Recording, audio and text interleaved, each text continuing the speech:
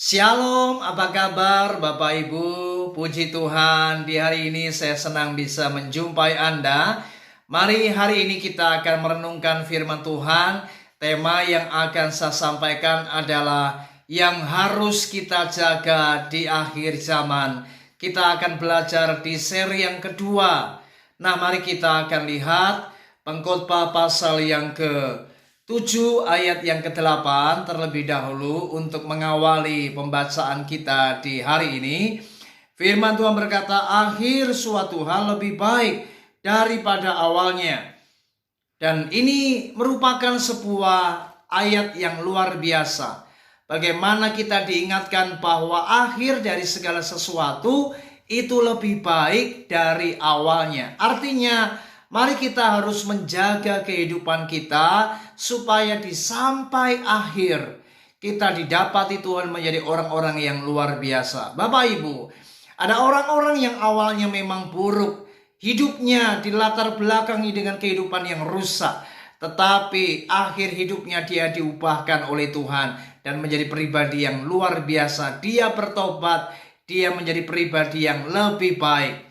Saudara, daripada ada orang-orang yang awalnya baik, awalnya hebat, tapi akhirnya justru ia menjadi orang yang pecundang, menjadi orang yang tidak benar dan tidak berkenan di hadapan Allah. Betapa sangat disayangkan.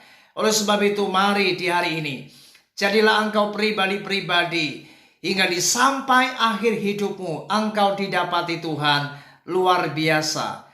Dan berbicara tentang akhir zaman ini, saudara, setiap kita akan memasuki apa yang namanya kehidupan yang terus diproses Tuhan.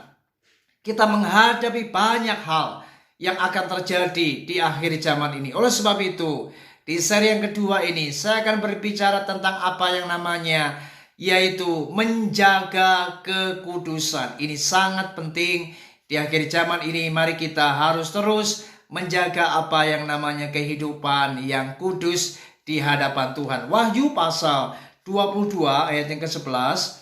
Mari kita perhatikan Wahyu pasal 22 ayat yang ke-11. Firman Tuhan berkata bahwa barang siapa yang berbuat jahat, biarlah ia terus berbuat jahat.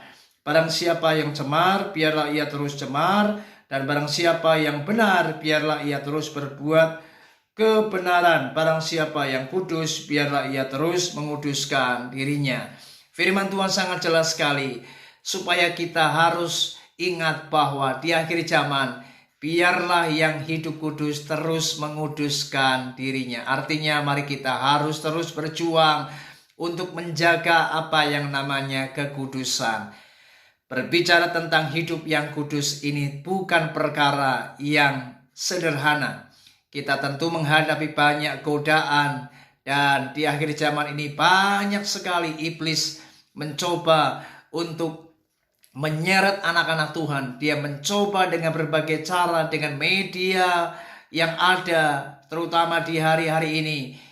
Di tengah kemajuan teknologi, saudara, maka di gadget kita ada banyak hal yang bisa menarik kita, menggoda kita, untuk kita tidak melakukan apa yang berkenan di hadapan Allah. Oleh sebab itu, mari hari-hari ini kita harus menjaga kehidupan kita tetap kudus. Mari jangan melakukan apa yang cemar. Mari jaga mata kita, jaga hati kita, jaga pikiran kita, agar kita tetap kudus di hadapan Allah. Karena Tuhan itu sangat berkenan kepada orang-orang yang hidupnya tetap kudus di hadapan Allah. Ingat, kuduslah kamu sebab aku kudus. Itu sebabnya berbicara kekudusan ini menjadi hal yang sangat utama, hal yang sangat penting. Bagaimana di akhir zaman ini, mari kita harus terus mempertahankan hidup kita tetap benar, tetap kudus di hadapan Tuhan.